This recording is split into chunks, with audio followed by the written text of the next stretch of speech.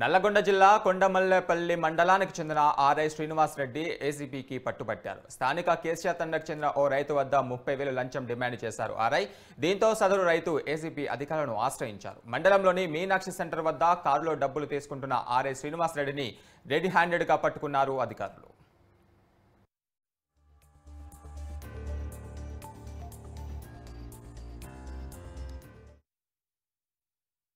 బానోతులచ్చు residence of Kesh Tanda village Mallepalli mandal అనే రైతు తన యొక్క 1 ఎకరం భూమిని ఏదైతే ఉందో వాళ్ళ పెద్దమ్మ చనిపోతే ఇతని పేరు మీదకి ట్రాన్స్ఫర్ కోసం మా మండల ఆఫీస్కి మల్లెపల్లి మండలికి అప్రోచ్ అయితే ఆర్ఐ గారు దాని మీద నియమిస్తూ లంచం డిమాండ్ చేయడం జరిగింది.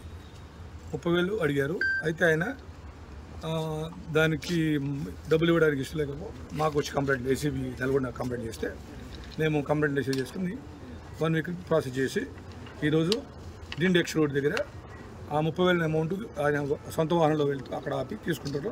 రెడీ హ్యాండ్గా మేము వాళ్ళని పట్టుకోవడం జరిగింది. ఆయన ఆర్ఐ మల్లెపల్లి మండల్ పి శ్రీనివాస్ రెడ్డి గారు. ఆయన ఒక్కడే.